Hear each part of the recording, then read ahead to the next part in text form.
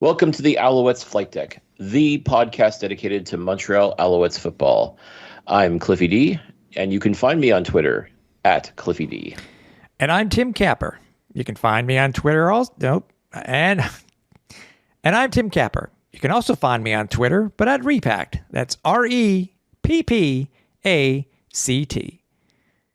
And this episode is presented by our good friends over at SportBuff, where if you use the promo code ALSFlightDeck10 at checkout, you will save 10% off your entire order. So head over to sportbuffshop.com, use the code, save 10% on all of their merchandise, and support local. And the Alouettes Flightdeck is all over social media and the World Wide Web. You can always find us at www.alouettesflightdeck.ca, where our archive of 7+ seasons is now available for your listening pleasure. Make sure you give us a follow on Twitter at AlouettesFLDeck. You can find us on Facebook over at facebook.com/AlouettesFlightDeckPod. Make sure you check out our Instagram, where we have been doing live streams and doing them quite well, I may say. Check that out over at instagram.com/AlouettesFlightDeck. And of course, by all means, please support us over at our store over at teespring.com/stores/AlsFlightDeck, where right now you can also save 10% off with the promo code, I believe it's ThankYou10, in relation to our cartoon bird shirt that has been selling extremely well, folks. And as a thank you, we wanted to give you a promo for that. So make sure you check out the store. Anything you can do to help support us, by all means, make sure you check out our YouTube page as well at youtube.com/AlouettesFlightDeck, where our episodes you'll find there, our live streams, pretty much everything. You can pretty much find everything there nowadays, which is fantastic. Yes, sir. A long time coming. Couldn't have had a better guest host to do it with, dude. I want to welcome everybody to episode 200 of the Alouettes Flight Deck podcast. 200. Yeah. Who would have thought back in 2016 when we started this thing that we would be where we currently are today? So this is a normal standalone episode. You will be getting our breakdown of the Alouettes win versus the Ottawa Red Blacks in episode 201. So stay tuned for that. So basically, you're getting a 2 for this week.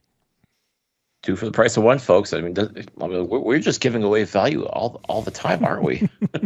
Promo codes, 2 for 1 podcast. I mean, yeah. We felt it was, with it being such a special episode, we felt that we needed to have a special guest to talk about a very well-known player, not only in Montreal, but also across the CFL, and a gentleman who was known for not only for his receiving skill, yards, touchdowns, and I'm not going to call his claim to fame, but the best catch in CFL history that occurred on Canada Day in Saskatchewan in 2010. Can you name who we're talking about? Can you name who we're going to be speaking with? Cliff, who are we having on our 200th episode extravaganza? oh my gosh, it is an honor and a privilege to announce that joining us on the flight deck for our episode 200 is none other than 3-time Grey Cup champion, Montreal Alouettes legend, and Toronto Argonauts legend too, but mostly Montreal Alouettes legend, the one, the only, you know him as number 19. Ladies and gentlemen, we are thrilled, absolutely thrilled to announce that S.J. Green is going to be joining the flight deck. And we are so stoked. We are so excited to be able to welcome him on board, to share his story, to talk about his absolutely legendary career, and just see what he's up to nowadays. Yeah, that's true. Now, as I mentioned before, this is a standalone episode. It's also a long format episode. If you happen to remember the one that we had with Kevin Glenn a couple of episodes ago, this is all about SJ, and is about his career in football, what he did in Montreal, some stories that not many people have actually heard before. And we're going to be bringing them to you this week, and we're just absolutely stoked. We absolutely are. So let's not delay things, ladies and gentlemen. The one, the only, S.J. Green. And joining us on the line for our 200th episode of the Alouettes Flightdeck podcast is a man that, quite frankly, is an Alouettes legend, an unquestionable Alouettes legend. You know him as number 19. You also know him as a two-time with the Alouette Grey Cup champion, 3 times total, and arguably one of the most iconic members of this Alouettes organization. Ladies and gentlemen, the one, the only, S.J. Green. S.J., welcome to the Alouettes Flightdeck. Thank you, guys. It's honored to be here and to be a part of the 200th episode. Even more humbling, so thank you guys for having me. Well, as I said, we wanted to go big. We wanted to do something big for the 200th episode, and let's face it, man. You talk about the Alouettes, you talk about everything that's gone on over the past 20 years. That time period when you were a part of this team, arguably some of the most successful CFL football that we have seen in our lifetime, and you were an integral part of it. So how could we not have you on? Man, I'll tell you what, man. I wasn't there alone. I had a band of guys that were there with me to, help me get to the status I was able to get to. So, there were a lot of other guys that you guys could have had for the 200th episode. But again, I'm honored to be here, man. So again, thank you. Let's talk about S.J. Green, the person. What got you into playing football? What was it that sparked the interest in you becoming a football player? Well, if I'm being honest, it started for me back when I was a young kid. Always going back to my grandmother's house back in Montgomery, Alabama. My oldest cousin, Michael Sean, would always, we called him Michael, but his name is Michael. His name is Sean and Michael, so I call him Mike. So anyway, long story short, my big cousin Mike used to throw the ball to us in the front yard of my grandma's house, and we would tackle each other. And from that moment on, I just kind of fell in love with the sport, and then every football season, I catch my dad watching the Cowboy games and throwing Super Bowl parties in the early 90s. And, I kind of fell in love with the theme of football. And I told my dad when I was 8 years old I wanted to go play, and he signed me up to go play. That was how it began for me. Okay. And what led you to the receiver position? Well, my dad always told me when I was younger, he was like, I love playing running backs. I played running back my whole life growing up. And he always told me, son, you're probably not going to be a running back when you get older, so just enjoy it while you can. I never understood what he was saying, but I think I kind of outgrew the position height-wise. And, as I got older, I wasn't as fast as I thought I was, so my position changed. So I was like, I think I could fit in on the receiver side of the ball. I grew up playing both sides of the ball, and as I got older, my offensive position just kind of naturally flowed to the receiver spot when I was in high school. Mm-hmm. Okay. All right. And so I'm guessing you just pretty much went through Pop Warner High School into and ending up over at the University of South Florida? Yes, sir. All right. And I went to USF. Yeah, I graduated from there in 07. So from youth football to high school to USF. Right. And talk to us about USF, because it's one of those programs that I think a lot of people sort of don't really know and appreciate too much. But explain to us what the Bull culture is all about. It's a blue collar. Well, when I was there, I'll speak on behalf of when I was there. It was a blue collar environment. We had Jim Levitt as our head coach. He was a hard-working guy, a guy who had been around, the college rankings for a while and had an opportunity to coach his own team. And so he coached us, defensive-minded coach. And so that was kind of our mentality. Our program was built on the strength of our defense every season. I didn't play in prolific offenses in college, so it's not like we had a running gun and we're scoring 50 points a game. Our defense was kind of the mantra. And well, I said defense was kind of the cornerstone of our team, and our defensive mindset was our mantra, so to speak. So, with that being said, I kind of took on that mentality as well, just being there for 4 years and, having a physical, dominant approach to my game. You didn't have a choice there at South Florida. You either had to you either swim or you sank, You either fight or flight. And I just kind of decided to fight, and that's kind of been my personality in regards to my game. No, interesting you bring up fight, because the one thing I do know about USF is the war on I-4 against the University of Central Florida. I mean, talk about a great rivalry. Do you have any memories of that particular time? Like when you were with USF, do you have any particular memories of the war on I-4? I mean, I'll be honest. When I was playing at USF, it wasn't much of a rivalry. We kind of, we beat them every year that I played them. So I didn't think of it much of a rival, to be honest. But, as history can prove that theory wrong, they've been beating up on us as of lately. So I don't have very many memories of it. We used to beat them up pretty good when I played. But, as of lately, they've kind of had our number. So I'll just leave it at that. So it's not really so much a war as it is sometimes it's a onslaught for you guys, it's sometimes onslaught for them. Like, I mean, awards, sometimes you go back and forth, but this sounds pretty one-sided at times.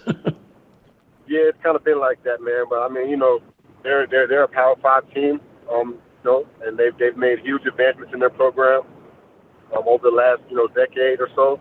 They're playing Power 5 Big 12 football this year, so hopefully USF can follow suit here over the next few years of becoming a Power 5 school themselves.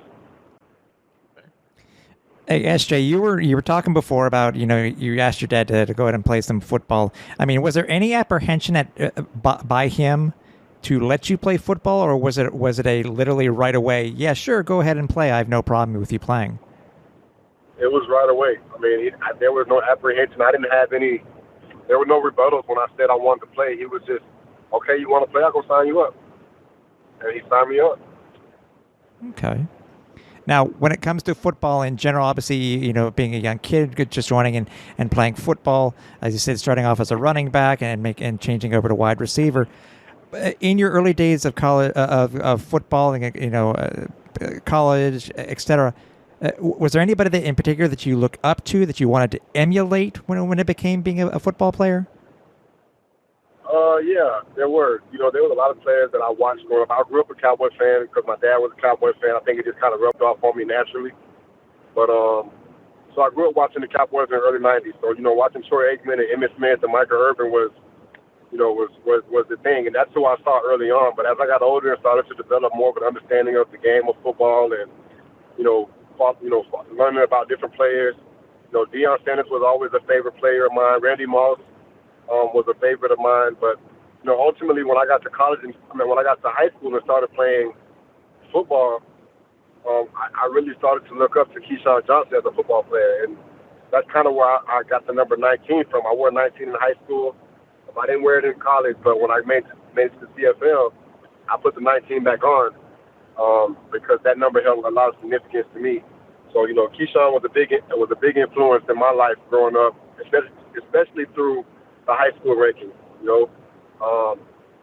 Me again, like I told you, I kind of outgrew the position of running back, so I wasn't the fastest, and so I would always question myself: can I make it if I'm not the fastest receiver on the field? They always say you got to be fast to play receiver. So I was never the fastest receiver, but I watched Keyshawn Johnson, and he wasn't the fastest receiver either, but he made plays and he made it look easy.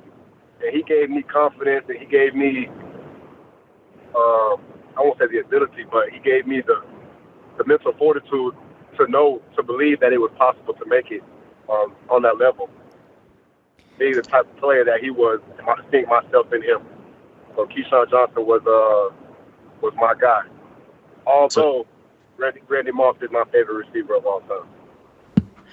Well, I mean, I'm sure when you look back at your body of work in the CFL, no doubt you definitely mossed a few people along the way. So I'm sure that influence was there.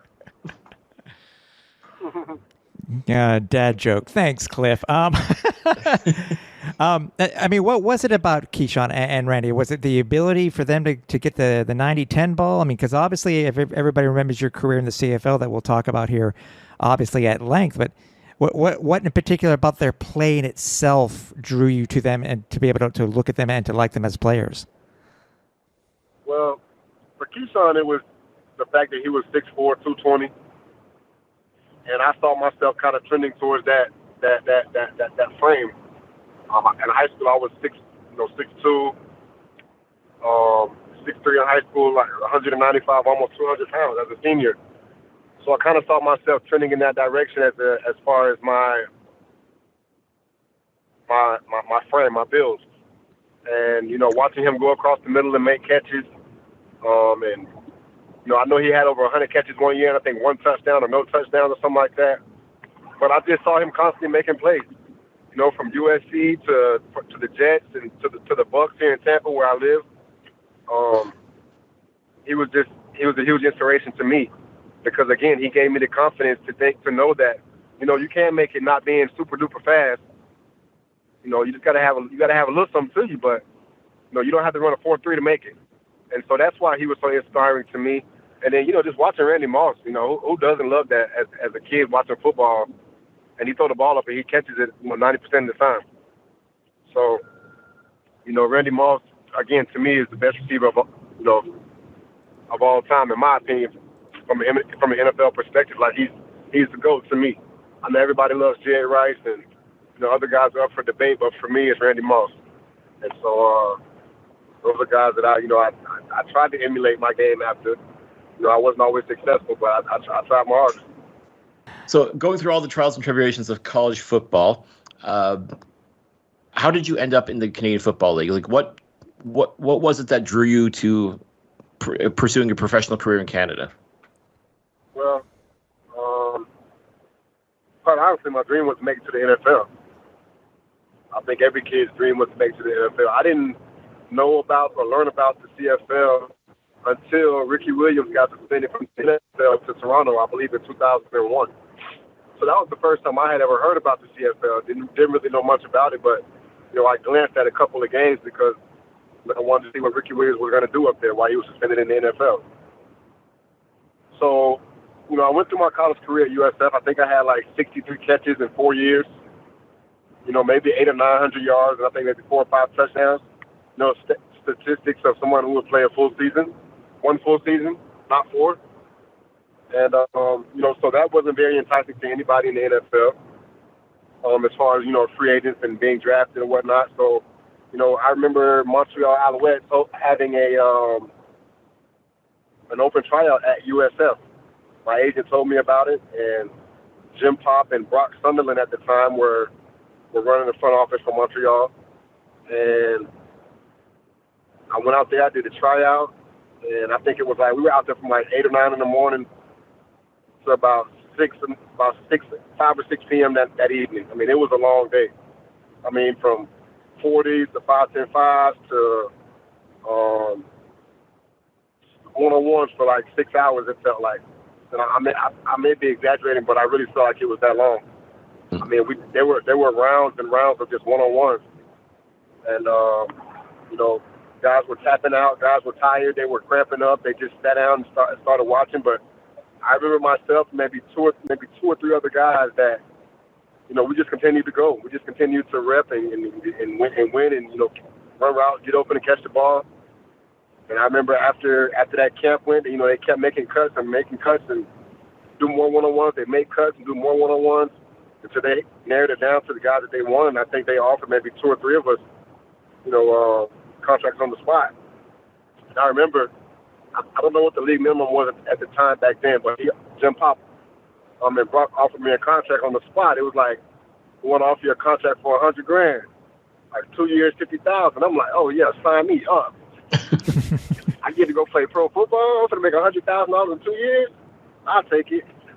I was ecstatic, man. But that was my journey to the CFL. It kind of happened by chance, and I almost didn't go.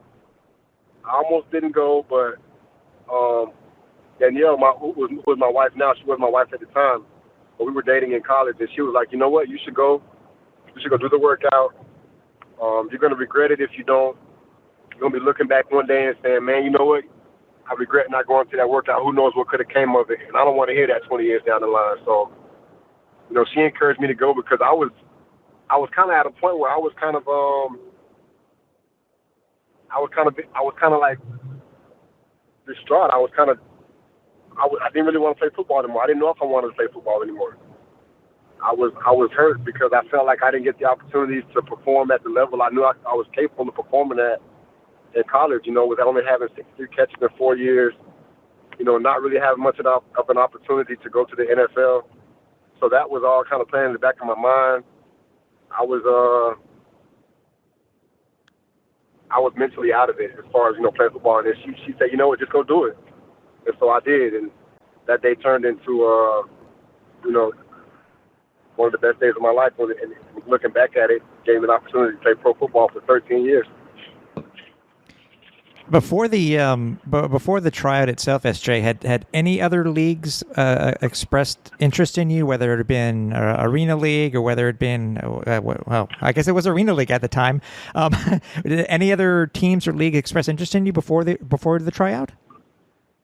No, not at all. But, I mean, if I'm being honest with you, I wouldn't have played arena football. I don't think I would have. I told myself in college if I had to play arena football, I probably wouldn't play.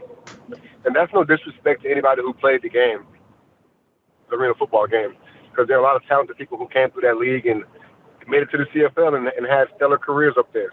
So I'm not knocking anybody that played it, but I just knew that arena football wasn't going to be for me. Okay. And so, but to answer your question, no arena teams, no NFL Europe at the time. Just that open tryout for Montreal at my college. It was CFL or bust at that point, right? At that point. Yeah. So when you got to you first got to your first training camp in Canada. Actually, I got a question before we get to that. Hey, SJ, so you get you're offered the contract. At that time, I'm guessing you may have not have had an agent. Correct me if I'm wrong. I did have an agent. You did have an agent. You did not. I did. Oh, you did? Okay. I did have an agent at that time. Okay. Yeah, I did. Right. So my agent was the one that told me about the camp. Ah, okay. Even better. Okay. So when you were offered the contract, what was the first thing that you're, because obviously you were very hype. Obviously you're going to get paid to play professional football, $100,000 over 2 years.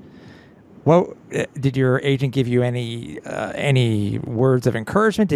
What's the first thing that he said to you when you mentioned when it was mentioned that you were offered that contract? Honestly, I don't remember because he wasn't there. Right. Because he told me about the tryout, and I ended up calling him that night or the next day to tell him, how it went and that they offered me a contract on the spot. And but I think the first thing he said, might have been congratulations. I don't really think he gave me any words of encouragement or anything, but I think it was. I do remember speaking to Brock Sunderland on the phone though. Mm-hmm. On my way up to training camp, or I kind of fast forwarded because it's the only thing I really remember about that time. Sure. But I remember talking to Brock Sunderland on the phone, and he's giving me, the rundown about how things go for training camp and practice squad and making the team. And I'm like, hey, yeah, I have no intentions of being on practice squad. I'm coming to play. And so it's funny because I go up there and I spent on practice squad for like 2.5 years. So. That's why I think I remember that the most. Okay, that makes sense. I said, so, when did you end up signing the contract? Was it a couple of days later? Because I would imagine the team said to you have an X period of time that this offer is available to you if you want to take advantage of it, right? Yeah, it was something like that. I can't remember, the exact details in relation to that. Yeah. Exactly, but. I know it was relatively, soon that I signed it. It wasn't something I sat on for long. Mm-hmm. Because I believe the tryout for the CFL may have been, I think, in like early May. Oh boy, okay. Or late April. Because, right before because it camp. was like, around draft time and NFL draft time is coming up, and we just did our pro days maybe like in a couple weeks before. Okay. And so we were, basically it was pretty much right before training camp, maybe 2 or 3 weeks before training camp. Okay. So you're obviously now we're heading into camp as Cliff was starting before. One question I wanted to ask you, because I couldn't find it while looking it up, because as we've seen, for many people, not all CFL players usually, but the stars themselves usually start off on their a rookie team as a different uniform number. Did you always have 19, or were you assigned another number in training camp? I believe I had another number in training camp. Okay. I believe I had another number in training camp. I don't remember what number it was, but I remember switching it to 19 earlier on. But it happened before the first game. I don't remember, though. Okay. I would imagine it would have been after the final cuts, because that's usually when the numbers open up. So once you found out you made the team, I would imagine I'm guessing that's when you would have chosen number 19. Well, I remember wearing 19 in preseason, though. Okay. I want to say I did. I want to say I did. But it's vague right now. I don't recall specifics. Sure. Well, if I can find it out for you, SJ, I'll make sure I let you know. Okay. Okay. Thank you. I appreciate that. All right, now talk to us about coming up to Canada for the first time. Had you ever been to Canada before you came up for your training camp in Montreal? Never. And did you have any inkling of what to expect when you got up there? What was it? I imagine there might have been a bit of a culture shock, but what do you remember from that first voyage up to Canada? It was definitely a culture shock for me, especially coming to Montreal where they speak French. That was new for me. That was different. My first year, the first thing I remember from coming up, training camp started in June, I believe, the first week of June. Mm-hmm. And I think maybe the second, third, or fourth day of camp, I think I walk outside, it's like 45 degrees Fahrenheit. Mm-hmm. And I'm freezing. I'm like 45 degrees in June? Like, I've never seen this before. Like, from where I'm from, we barely get 45 in December, Mm-hmm. Like, you were lucky to get that. So to get 45 degrees in June was like mind-blowing to me. That's one thing I remember from camp my first year. And then I remember, I think it was either my first or second year we were having camp, and I remember, having a good camp and doing maybe not doing as well as I wanted to, but I was doing well enough to, make a name for myself, or make a case for myself to make the team. And I remember bruising my heel. And I mean, I'm going, and I'm basically walking on my tippy toes on my right foot because I can't put my heel on the ground. Every time my heel touches the ground, I'm in excruciating pain. But I was always told, like, if you get hurt and you can't practice, you're going home. And so I remember, like, going through practice, and I remember Jim Pop came up and walked up to me. He's like, "Hey, are you okay? Are you hurting?" I'm like, "Yeah, man, I got a heel issue, but I'm okay." So, hey, man, you can take the rest of the day off and just, take the day and chill, and I would get you back in the rotation tomorrow. I'm like, "No, it's all good. I'm okay. I can finish." And so, I don't know if that helped my case or helped me out, but maybe it did. But I ended up finishing practice, and I never got cut. So that worked out for me in my favor. That's. And by the way, I just looked it up here, SJ. So that first year for camp for you in 2007, it was over in Saint-Jean-sur-Richelieu. Obviously, it's a smaller town, obviously, and you're used to, I would imagine, as I said, obviously the weather in Florida and stuff like that. So you didn't start off in Montreal in camp. You started off in this small Quebec town outside of Montreal. Yeah, exactly. So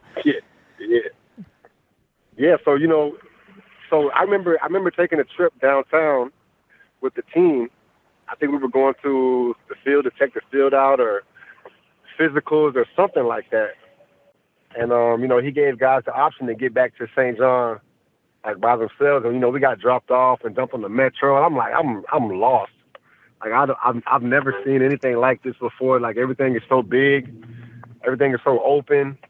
Like, you got underground metro system. public transportation on the streets downtown. I'm like, I don't know. I was lost. I didn't know what to do. I didn't know where to turn. I'm just following the guys that I was with because that's the only thing I could do. But yeah, man, I remember being intimidated by the city because it was just so big to me. Mm-hmm. Cliff? Yeah, no, I mean, I think you echo a lot of the statements that a lot of players have made that we've spoken to. Is just once you try to take in the city, like you don't think of it as big necessarily compared to other major cities in the United States, but I mean Montreal itself, it holds its own as far as population as well as just the infrastructure. Everything about the city, it does have a big city feel to it. It definitely does until you live there for a while, and then you start to realize how small the community is for real. Mm-hmm. Yeah, and obviously, I'm guessing the temperature was a big reason why you never decided to live here year round. Well, that too, and I kind of, I had a son when I left before I came to Canada.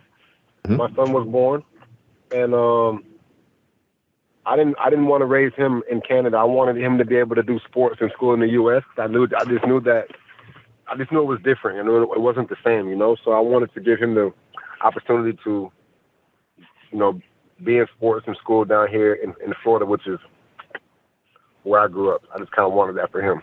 Sure. I didn't know how long I was going to be up there because initially my plan was when I first went to and this is going back to the question that somebody asked me earlier. I wasn't sure who it was, but they said, "What did your agent tell you?" My agent was like, you go to the CFL, you're going to be, preferred, free agent if you go to the NFL. So you probably won't get drafted or picked up. It's possible, but it's no guarantees. But if you go to the CFL, for a year or two, get you some film, and you could possibly get back down into the NFL. So that was my goal. My goal was to try to make it to the NFL and, only be there for a year or two. So me taking my family when I went wasn't really in the plans early on, Mm-hmm. That didn't really become a thought process for us until later in my career. Sure. What was it? What was it like getting? Obviously, your first training camp. But what was it like getting used to the waggle? Obviously, you had some idea when you went to the tryout. But how, as a football player, was it easy to get used to the waggle, or were there other parts of the game that you had to get used to first? Well, for me, considering I had to waggle every play, yeah, that was something that was just a part of my everyday, development within the CFL. So I got adjusted quickly, but it took me a while to kind of understand how to use my waggle to my advantage. Mm-hmm. Okay, that makes sense. And as far as like the bigger field and longer field, I mean, was that just more of a challenge for you, or was it something that you just made work for you? Like, what was your thoughts when you saw how big the field was compared to, say, an NFL's regulation size field? Well, from the field we played on in college and the NFL field, being 52 in a third yards or something like that, as opposed to playing on 65 for a receiver, it's like, hey, I got a lot of space out here. So I get, and the difference is, down south, the windows are tighter because the dimensions are smaller. So there aren't, the windows aren't as big. The quarterback can, kind of anticipate a little bit sooner, down south and then up top because the field's just so big. Mm-hmm. And, it takes quarterbacks a while to coming up too, to adjust to the waggle and throwing to guys with a running start, So it was all cool though, man. Like I had a blast doing it, and but getting acclimated, it took time just to learn how to be advantageous with my waggle. Okay. And I imagine that anybody that you speak to that is perhaps thinking about a career in the CFL, that's probably one of the things you mentioned right away is that this is something you're going to have to get used to. Absolutely. I mean, it's different. And if you never played it, if you've never done it before, it'll take some time getting used to. But, to me, it's one of the, it's not how I grew up playing football, but I grew to love it. It made the game fun. All right. So now you finally make the team, you finally with the Alouettes, and your career gets underway. And you come in just at the right time, I think, because that was just about the start of, I guess, the renaissance, if you will, for the Alouettes. Because the Alouettes had success for many years before, but then kind of went through a bit of a lull. Even though they went to the Grey Cup, but they end up losing it. But now there's a bit of a new change in place with Jim Pop as the head coach, eventually leading into Mark Trestman becoming head coach. talk to us about that change and what you saw with the teammates that were surrounding you. Like, what kind of changes did you see making happen for this to be eventually becoming a Grey Cup winning team? Well, my first year was completely different from the next 5 years while I was there with Mark Trestman. So my first year, Jim Pop was the coach. We made it to the playoffs, but we lost to Winnipeg 4 times in a row that year, including the playoff game on the road. So the next year, there was a lot of turnaround. There were, new guys, new receivers coming in. We added, they took Avon from the defensive side of the ball and made him a running back primarily because Avon was kind of bouncing back and forth at the time. He became the guy. Jimmy Richardson came over. Elijah Thurman came over from Saskatchewan. Those guys were there with Ben Calhoun and Kerry Watkins. So, there was a lot of turnover from that when Trestman came in. So, the coaching styles were different. I really don't remember much of how Pop coached, my rookie year because it was all kind of a blur from that perspective because I was trying to take in so much. But I remember when Trestman got there that it was different. It felt like a program. It felt like, this is how we're going to do it. If you're not going to do it, we'll see you later. Mm-hmm. Get with the program or get lost. Yeah. Not to say anything bad about Jim Pop because Jim Pop was a great coach. I love, when Pop coached our team. But Pop was more of a player coach. He was more, connected to the players. A little more laid back. Not so hard pressed. Kind of a, this is kind of how we're going to do it. We're not. There's no right or wrong way to do it as long as we're getting it done. That's kind of how Pop was. Mm-hmm. Let's find a way to win. Trestman got there. It was almost like we're going to establish some order. We're going to weed out the weak. This is how we're going to play our game. And everything was so scientific. Everything was so detailed. Everything was so masterful, if I can say that. Mm-hmm. When it came to how, the approach was taught to us, it was just different. And I think everybody bought in. Everybody bought in. And it was just a beautiful thing to be a part of because coming from our first year, we weren't bad, but we weren't good. But you could tell the difference from year 1 as opposed to year 2 through 6 for me in the teams in Montreal. It was a matter of, as I'm sure everybody remembers, win the day. Yes, sir. And everything matters. That's true. Talk to us about, as you mentioned, a murderer's row of incredible receivers, along with yourself, Jamel Richardson, Kerry Watkins, Ben Cahoon. What was it that made that, what do you think was the one element that really stood out when it came to all 4 of you guys being in the lineup? What made that such an elite group? Competition. If I'm being honest, completely honest, we were all competitive with one another. We all held each other to a high standard. We were all accountable for our own actions, but not just our own actions. We were accountable for each other, and we held each other to that standard until, and that was just part of our DNA. That pushed our competitiveness because we all wanted to be the guy. We weren't all the guy. We were all the guy, but at different points, in our careers. But we all were striving to get there. And Jamel Richardson really showed me a lot, man. He took me under his wing and showed me, how to play the game in Canada for him. And so I owe him a lot. I tell him every time I talk to him, I appreciate him so much for that because not everybody would have took the opportunity to teach. Considering that, at the end of the day, we're all fighting for jobs and opportunities to continue playing. And so, for him to take that time out to, try to make me better and help me be better, that meant a lot to me. Especially considering that we were the same kind of receiver fighting for the same position, essentially. No, it's true. You guys were built the same. I mean, whenever I see you guys side by side, you guys could have practically passed for twins at times. Just your playing style and just your overall physical look and everything like that. You like I said, it was just so dangerous to see the both of you on the field at the same time. Man, that was some of the best time of my life, man, playing football. And outside of my 20, I played with some good groups of guys.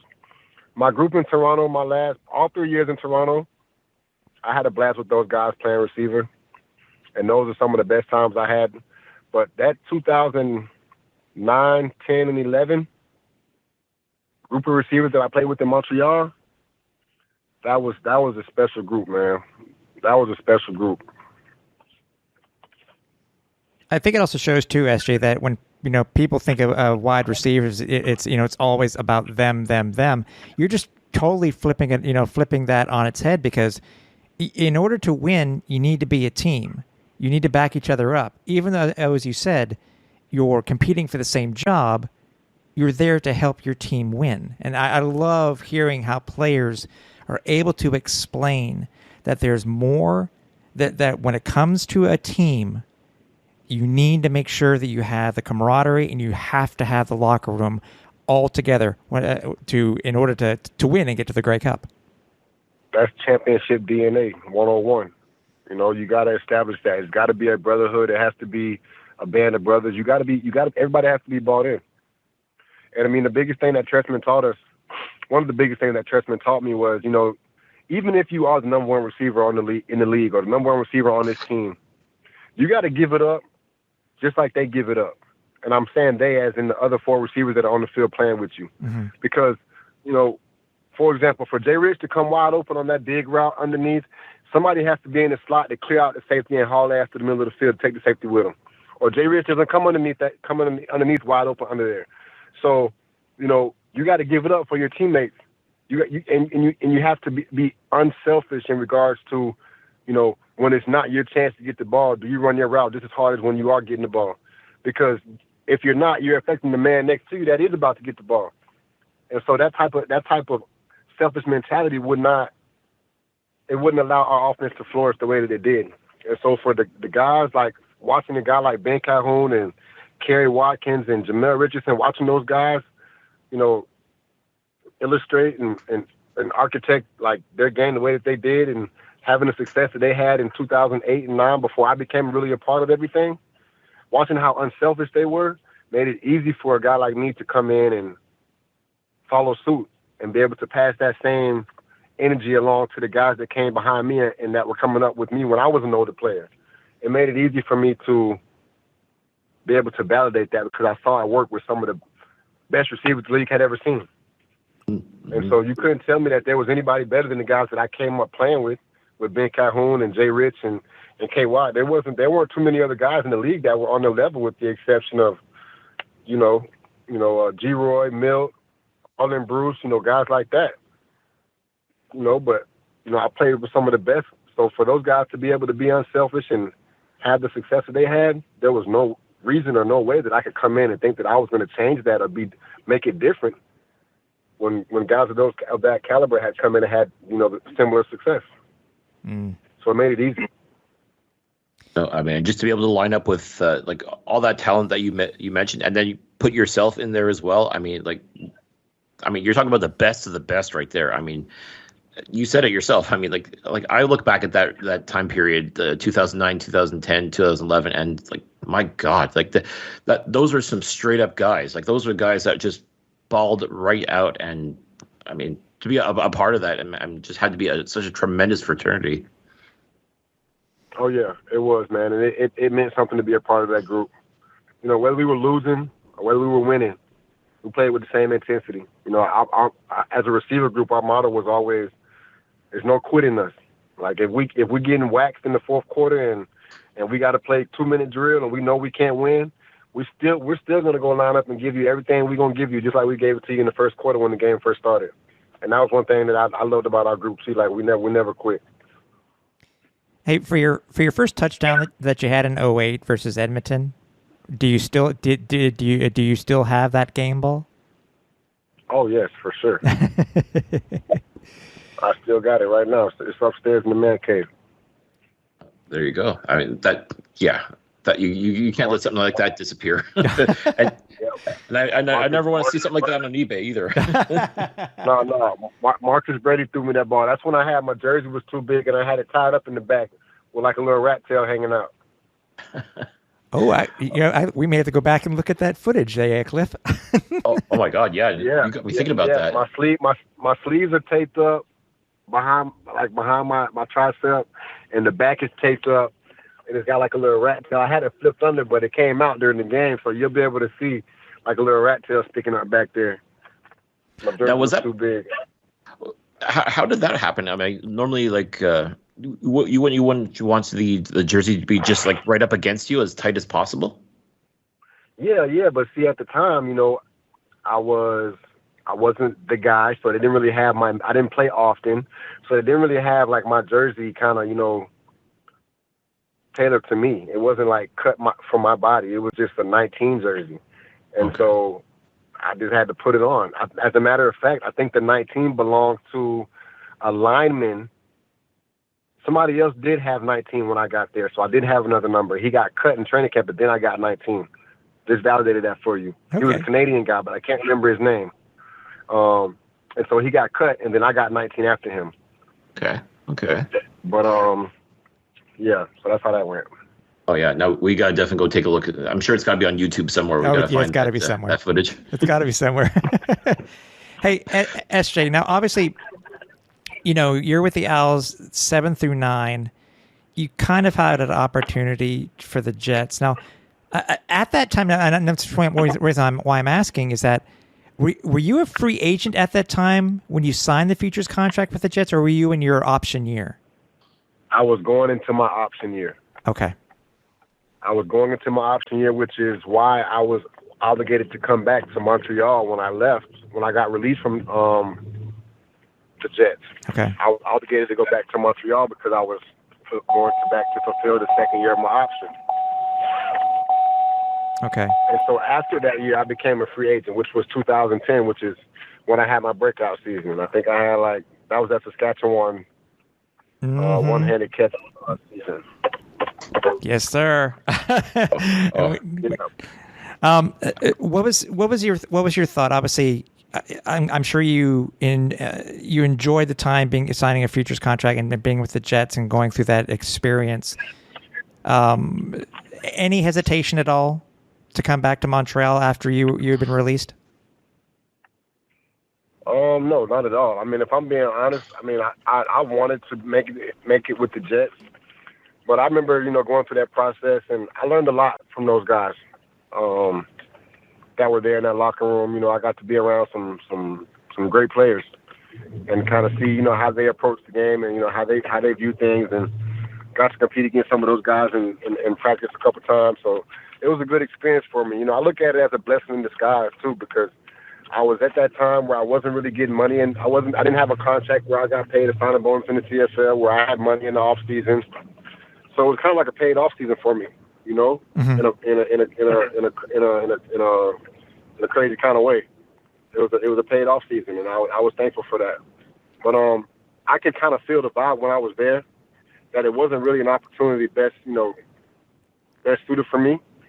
I remember looking at the roster. I go down there, I sign, and I think right after that they bring in, I think Braylon Edwards or somebody that they had brought in, and brought in a couple other guys.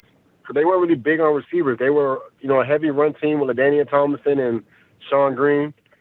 So they weren't really throwing the ball like that. The receivers were going to block and, do dirty work most of the game. Mm-hmm. They weren't throwing the ball with Mark Sanchez, Yeah. So I remember okay, how am I going to make this team?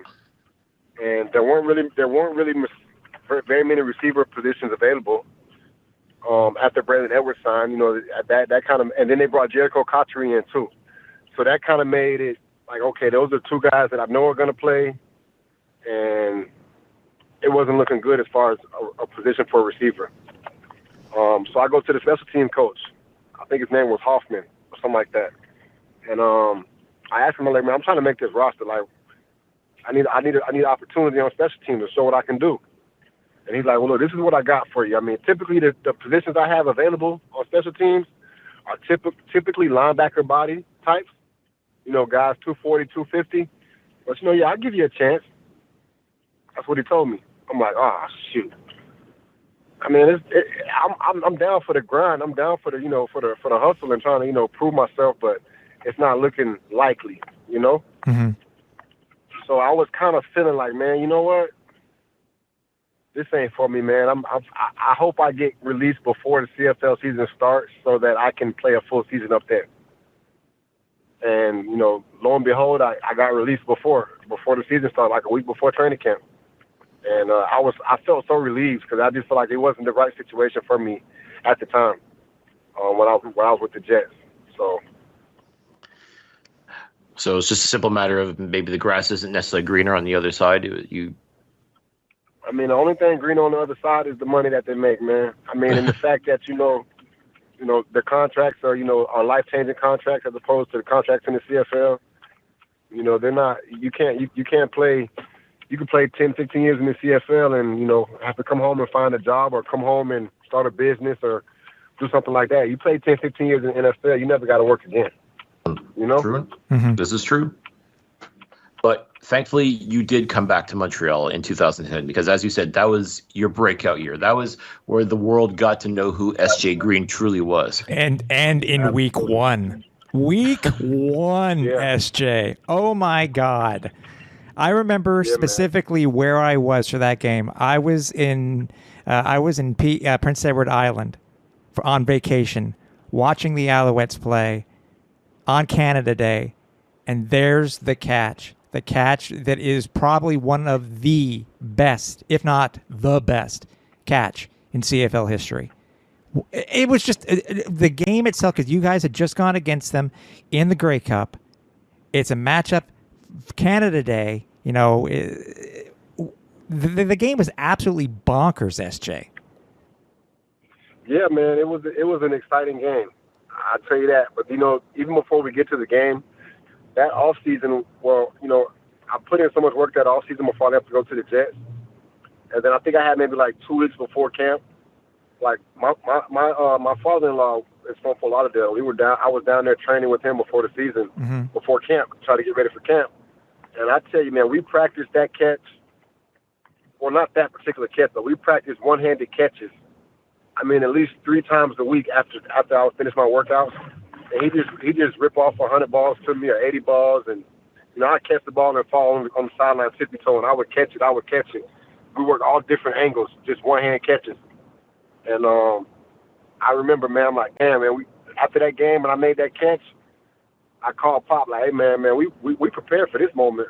Like, I remember making that call, and that was kind of like the first moment for me where I was like, man, if you put the work in, like, it really does come into play. You just got to do it. And so that was the turning moment for me in my career, where I just felt like, you know what, you got to put the work in, and the rest will come. And I will say, like, you talk about just how sensational that catch was, just everything about it, especially just with all the implications behind it. Because again, Montreal had to you had to make that 2-point convert in order to keep going and playing in overtime. I mean, and it almost looked like it wasn't going to happen. But just what was going through your head that moment when AC chucked the ball to you, and you knew you had to catch that? But what was going through your head at that moment? Well, it was a high intensity moment, games on the line, but if I'm being honest, that training camp, we prepared for that. We knew it was going to be a dogfight week 1 of the season after winning the game in the Grey Cup the way that we won it in 2009. So I knew that we knew that it was going to be a dogfight. But, the play before that, we called, it was like, spread right, X Cardinal, Y spacing, Z fade. I'll never forget it. So I throw the ball, we run the play, and I catch the touchdown on Donovan Anderson, Donovan something. Alexander Donovan, something like that. Donovan Alexander. Yeah, that's right. Yes. And so we catch the ball and score a touchdown, but we're down by 2. Man, we go back to the huddle, and AC calls spread right, X Cardinal, Y space, and Z fade. We call it the exact same play. And I'm like, okay, how am I going to run this route this time? How am I going to do it? So I remember going up to Donovan. I kind of try to shake him a little bit, but I kind of stumble. I end up spinning inside of him, and he falls. I just remember looking up and seeing the ball floating in the air. And I just ran till I felt like I needed to jump, and I'm like, man, I hope I land in bounds. And man, I just remember hearing the crowd go silent. I could hear a pin. I felt like I could hear a pin drop. I remember I hear players saying incomplete. He was out. And I remember them going to review, and it was like, man, that was a surreal moment. But the biggest thing I remember was like, man, I don't know how I'm going to run this route 2 times in a row. But we got it done. Hey, you know what? Sure did. Yeah, thank goodness for the CFL bringing in replay in 2006, because I can only imagine what you were thinking on the sideline, waiting for the result from the command center. Man, I was hoping my feet, knees. I was hoping something on my lower extremity hit, in bounds, because it was a big moment. If it's not good, the game is over. Mm-hmm. And thankfully, you just need 1 foot in bounds too. Something in bounds. So. Yep. Luckily, I got 1 elbow in bounds. Exactly. I tell you what, Cliff. Considering that we now know what the call was for that particular play, I think we need to make a T-shirt. Well, I mean, SJ, I mean, that image of you making that catch, I mean, that has been made into a T-shirt, a hat even, thanks to you, with New Era. And this is the one that I'm sure still blows your mind. Someone actually has that image tattooed on their body. Yeah, man. That inspired me too. I feel like I need to get it myself. I mean, like, gosh, I mean, like, how crazy is that to think that someone saw that image of you and decided to put it on their body? I mean, I can't think of a bigger compliment to what that play means, not just to Alouettes fans, but to yourself as well.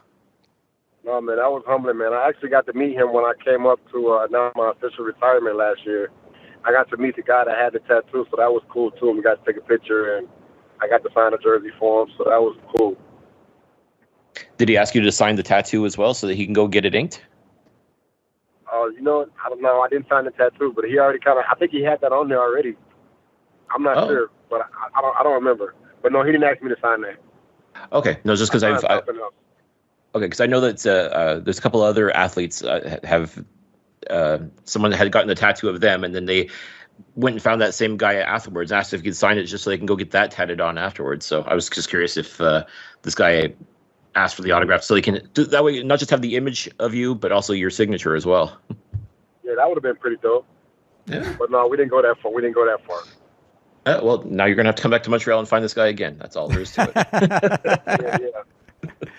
So he'll go get the signature and I'll go get the tattoo. There you go. There you go. All right. Now, 2010, as we talked about, was your breakup moment, not just for that incredible catch in Saskatchewan, but, I mean, to play championship football again, with more or less the same group of guys again. What was the mindset as far as going into the idea, like, can we repeat as Grey Cup champions? What goes into that thinking, and what kind of work has to be done in order to make something like that happen? I mean, it kind of goes back to the mentality I was telling you about in regards to, the receiver group. That wasn't just the mentality with our group. That was kind of the mentality with every group. Everybody had a sense of selflessness, and commitment and buy-in to, the mantra, which was win the day and everything matters. I think that had a lot to do with, our mindset and our drive, those 2 years. And, and quite honestly, 2011, we felt like we sold ourselves short in the championship. In 2012, we felt like we had a chance to really, kind of have a dynasty for real, with those years that from 2009 or 2008 to 2012, and we felt like we should have went to 5 or 6 straight Grey Cups. And from that's kind of how we felt.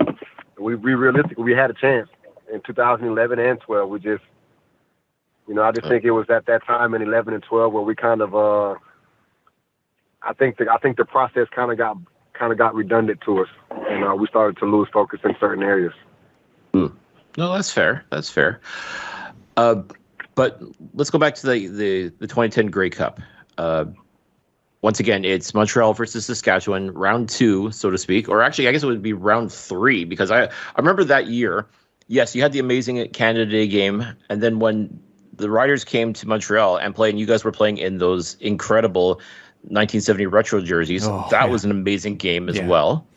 So I mean, two monumental games, and then the rubber match, if you will, ends up being the Grey Cup, a rematch of the 2009 Grey Cup, which we all know what happened with that. But the Alouettes, they were a little bit disrespected by the league, if I recall correctly. And you and Jay Rich were not too happy about that. Yeah, we had a lot to say after that game. Sure? But you know what's funny? You and Jay Rich had a lot to say after the game, but Mathieu Prou and Etienne Boulay, your teammates on defense, they also had a lot to say as well before the game. I mean, there just seemed to be a whole lot of disrespect being shown towards the Alouettes. Would you concur with that? They put us in the lesser of the two hotels in Edmonton. They put us in a hotel with a broken elevator, so we had to walk flights of stairs with suitcases. So we were really in our feelings from the time we got into Edmonton. We were upset when we got there. So it was just kind of one of those things that kind of, added fuel to the fire, We wanted to repeat. We felt like we were the best team. We knew that we had a dominant season. I think we went 12-6 that year. But, it was really just, when we got to Edmonton, we did feel disrespected a lot with the hotel situation and having to walk upstairs and, we feel like, Saskatchewan got the home team discount with the being on the West and having to play in the West and getting a better hotel and, just Saskatchewan being Saskatchewan, being prized more than us. And we played with that chip on our shoulders and it worked to our advantage. Winning back-to-back Grey Cups, obviously that's an incredible accomplishment, but would you say that particular victory was sweeter than the first one, or is the first one, like, you never forget your first? For me, it was sweeter because my first one, I only played in that Grey Cup because Andrew Hawkins got hurt. I don't know if you remember, but 2009 was the year that Andrew Hawkins came over with us, and he started to make an impact on the team the back nine games of the season. That's right. And so that was the year that I kind of split. That was my third year in the CFL, and that year, I came in as a starter. Andrew Hawkins came in, and he kind of ended the season as a starter. And in the championship game against BC in Montreal, he broke his ankle. And so I played in the Grey Cup, but I only played special teams. I played not one down on offense in that Grey Cup. So I contributed. My biggest memory in that game was Brian Bratton was fielding a punt late in the game, and he muffed it. And I was on punt return. And I remember tackling the guy that was about to recover the ball. And I tackled him just in time for one of my teammates to jump on the ball before he did. That's right. That's right.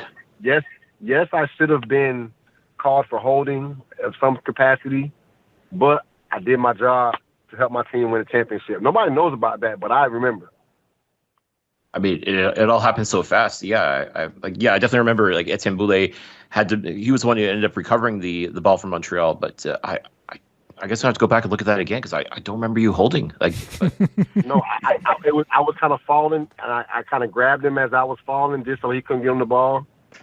And it just so happened that Etienne got there first. I guess I didn't know who recovered, but I know I tackled somebody and I shouldn't have. Well, there's no givesies backsies right now, right, folks? Yeah. Hey, no harm, no foul, SJ. If they don't throw a flag, it's not a penalty. I did my part. I contributed. So to answer your question, the second Grey Cup for me is the best one out of the two because, I was able to contribute from an offensive perspective. They were so focused on Jay Rich that year and him, being the number one guy on the team and, K. Watt and Ben Cahoon, the big name guys. I had a good year that year, but those were the guys that had the established clout in the league. I was up and coming, but I was playing well, but they were the up and coming. I was the new guy. So to go into that Grey Cup and have comparable stats to Jay Rich, who had an MVP performance in that game and got the MVP trophy, to me, it speaks volumes, and I was able to help my team and contribute in a way that I wanted to contribute as a receiver more so than a special teams player. Although, if you're looking at it, they both hold the same weight in some capacities. Everybody has to do their job to, attain greatness, but I wanted to do it in a way that I wanted to do it. And that was more for me in 2010 than 2009. do you feel like after winning like those Grey Cups and just getting into that championship mentality, like do you think that this game had slowed down enough for you in order for you to become at that point one of the premier players in the league? Absolutely. From 2010 on, that was the year I felt like I should have been an East All-Star, but they gave it to Dave Stoller because he went over. I think he had just over 1,000 yards. I think I had 875, but I had 10 touchdowns and he had 4. So I thought I should have been an East All-Star, and I felt slighted. So that offseason kind of motivated me to go, start to elevate my game to another level of just being a good player, but being an all-star player on a consistent basis. And, with the exception of 2014 and 16, I had all 1,000-yard seasons after that. 16, I tore my ACL, and 14 was the year that I think Duran led the team in receiving in Montreal that year. Mm-hmm. But, with the exception of those 2 years, I was able to post 1,000-yard seasons and, be, a consistent, dominant player.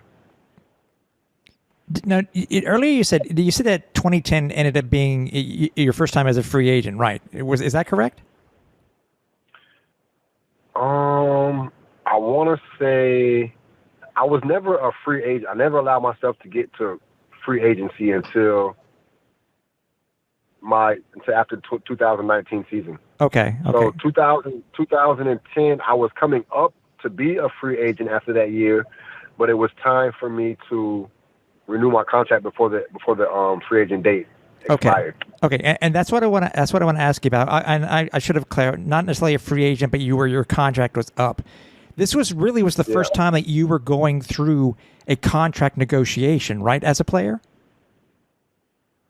Yes, and at that time, I believe I was representing myself at that time. I was negotiating my own contract at that time. Okay. At that point, I'm sorry, go ahead. No, I was going to say, how was the process itself? Obviously we're not asking for specifics. I'm leaving that up to you. But when it comes monetarily, how can you explain the process for somebody? And I said, this is your first time going through a negotiation. How, in your opinion, how did that process go? It was different. I won't sit here and lie to you and say it was a smooth process.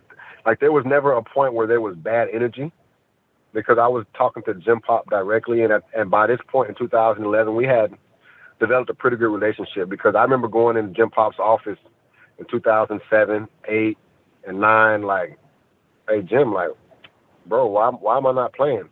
And, he would sit me down and he would teach me, and explain to me why I wasn't playing. It was a numbers game, Canadians versus Americans, and these guys are getting paid, so we got to get our money's worth, so to speak. And, I learned the game from that perspective, and that enabled me to feel comfortable enough to negotiate on my own behalf. And, looking up contracts and, doing my own research, I just felt more comfortable doing that, knowing that somebody couldn't just tell me what they wanted to tell me. I could, they had to tell me based on my own knowledge and education on what was transpiring. So that was, the focus for me is just knowing the unknown throughout that process.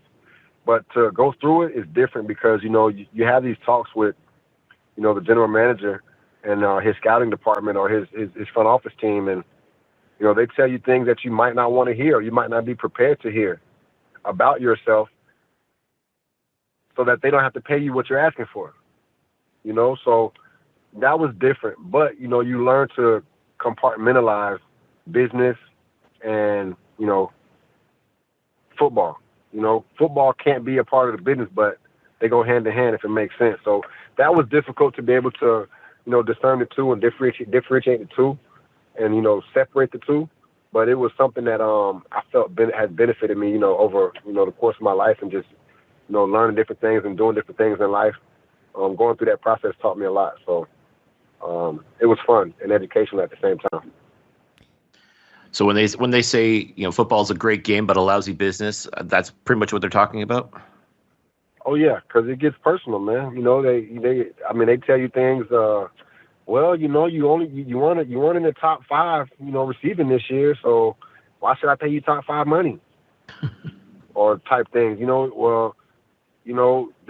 I'm not saying they said this, but you may not, you don't block as well as some of these guys that are getting paid, or you don't like to give effort in the run game. Why do you get to get paid this much? So I'm not saying those are things that they said to me. I'm just giving you examples of, right. Yeah, man, anywhere they can cut corners to, save a buck, they're going to do it. So.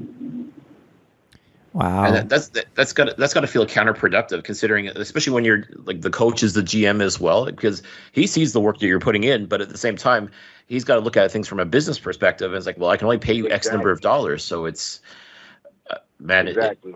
I don't think anyone envies being in that position and being in your position as well, trying to, as you said, negotiate against someone that you work with. But at the same time, he's the one who signs your paycheck, so to speak. Yeah, and then, but one thing Jim Pop taught me, and I was able to use this to my advantage at times. You don't always get paid based on production, because I had my best season of my career in Toronto and paid and signed a contract less than what I got paid the year I had the good year. But it taught me that. I lost my train of thought. What I was going to say, it was going to be a good line too. Sorry, guys, but it's okay. Talk about you're talking about. I remember. Okay. Basically, Pop said, you don't always pay for. You're not always paying a guy what he's worth. You're paying for. You get paid based on the fact that who else do you pay, or who else is available? Somebody got to get that money? You know what I'm saying? Mm-hmm. Mm-hmm. So it's kind of like, well, you may not be worth this much, but that's what the position is demanding. And if we don't sign you for this amount, you're not going to get a player of my caliber to play for a lesser amount. So it kind of works in your favor at times too. So it's just, business is business. And let me tell you, business, especially for wide receivers nowadays, you got to be looking at like guys getting paid like $300,000 a year as a wide receiver, and I'm sure you must be wondering, man, why wasn't I playing like this year as opposed to like back in the day? Well, I mean, I can say that, but I mean, the money I made when I was playing, nobody was making that money. I signed a contract to be the highest paid player, a non-quarterback player. When I negotiated my own deal in 2014 or 15, mm-hmm. And I was making $250 a year for 3 years in a row, and I'm proud of that because guys probably wouldn't be there if myself and guys like a Darius Bowman weren't setting the bar to make $265,000 the following year. So you gotta up the game. And that's kind of what happened to me in 2019 when Speedy Banks won the MVP. The market changed. Mm-hmm. I think he was the MVP, and he signed for an amount of money that wasn't really comparable to what the market was demanding. Mm-hmm. And so being a 1,500-yard receiver with 15 touchdowns and an MOP, signing for what he signed for, the market kind of flipped a little bit, and I got caught in the whirlwind. I got to ask this. I know you're talking about contracts. We know you're extended in 13. Yeah, that must have been different, by the way. Did they come to you in 2013 to sign an extension, or did you go to them? It was kind of a mutual thing, but they more so came to me. It was kind of you kind of work the contract to make it work for the team. Mm-hmm. And, you kind of get more. You do a bonus. But they had changed the bonus from a bonus to a signing bonus to give you more money in your pocket up front. Right. It kind of helped them on the cap. So that was kind of what it was. But it kept me under contract and it kept money in my pocket. And that again was what helped me learn the numbers game in the CFL is working those contracts and being introduced to those type of legalities mm-hmm. that were taking place. Sure.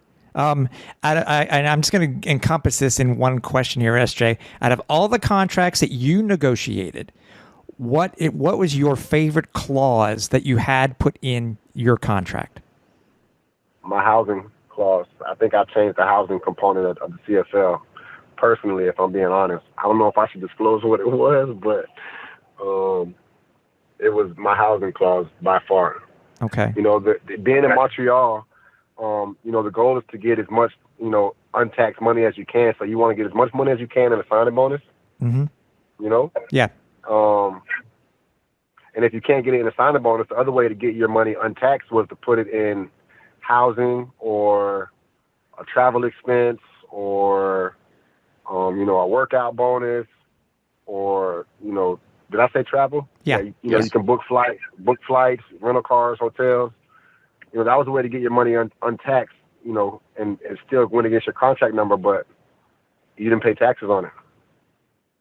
Okay. So, my housing contract basically was set up for, 12 months a year. And it was very beneficial for me and my family. Oh, for sure.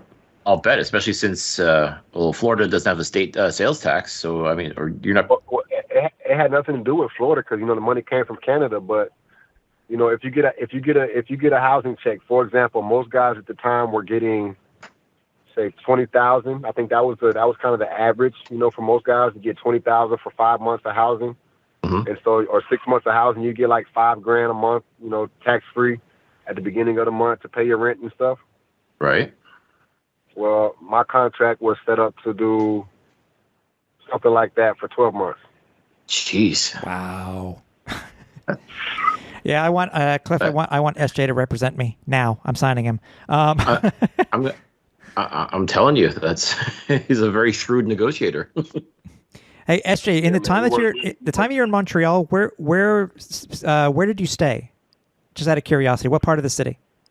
I lived kind of all over downtown. My first 2 years, I wasn't downtown. I was on the Blue Line Metro. Mm-hmm. I was at like Papineau and what street is that, man? Papineau and Notre Dame. Okay. Does that sound right? No, that's not right. Jean Talon. Oh, okay. Jean Talon. Okay, I know where you are. Okay. Yeah.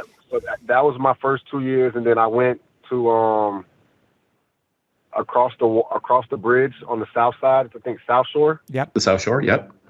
I went out to South Shore in 2009. I roomed with Adrian McPherson, and then in 2010, I was at Saint Laurent and René Lévesque, and then I went to St. Matthew and René Lévesque for 10, 11, 12, 13, 14, 15. And 16, I was supposed to be in, is it Old? No, it's not Old Port. It's pretty much Notre Dame and, oh man, what's that street? It's like south, like kind of by the Bell Center. Oh, De La Chair? Yeah, no, that wasn't what they called it though. René Lévesque? No, it wasn't René Lévesque. It was south of René Lévesque. It was south. It was just south of Notre Dame. I can't think of the name of the street though.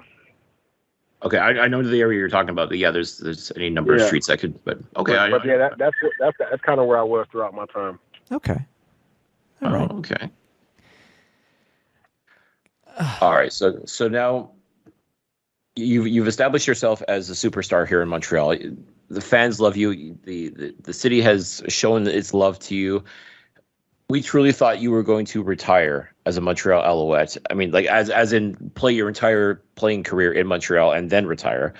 But unfortunately, as you had mentioned earlier, you tore your ACL in 2016, and then new management came in and decided that SJ Green probably wasn't the guy we thought he was going to be anymore. Can you take us through, first of all, the experience, of course, of tearing your ACL was absolutely devastating, but you were coming back. You were planning to come back. You were working hard to come back, and then you find out that you've been traded to the Toronto Argonauts. Take us through that particular time period.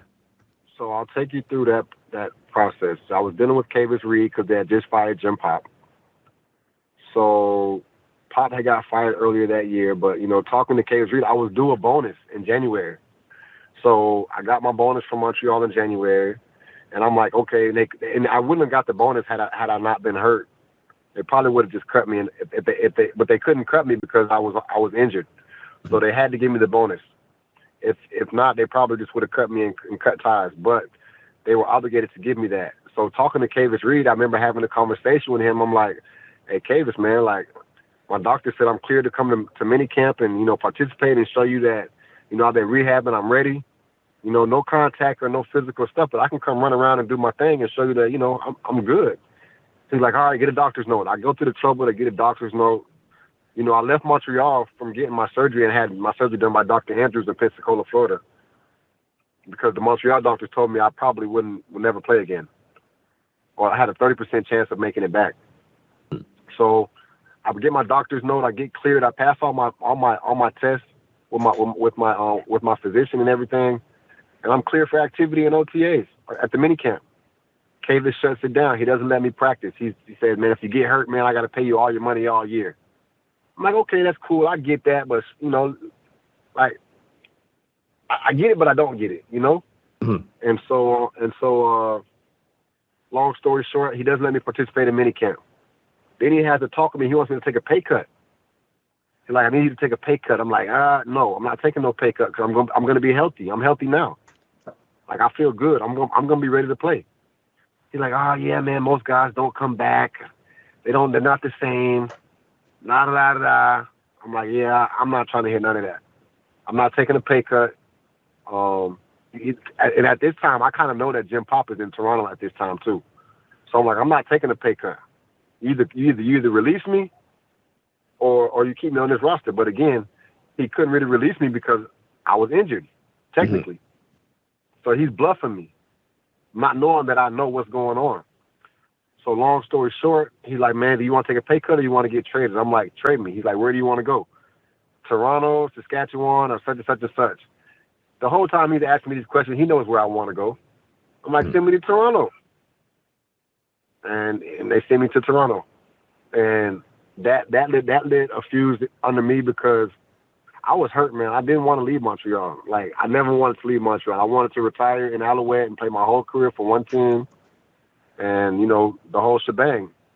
And Kavis didn't trust me to come back and be myself. And so that's why I ended up getting traded to Toronto. Not because SJ wanted to leave Montreal, not because anything else, but the fact that Kavis didn't trust that I was going to be who I was when I came back. Now, the Alouettes in 2017. And by the way, Cliff, that's eye-opening.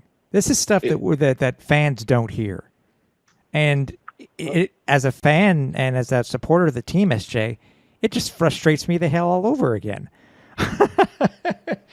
Yeah, Yeah. man. It was a painful process for me because at that time I've been in Montreal for 10 years and like I love this city. I don't want to leave.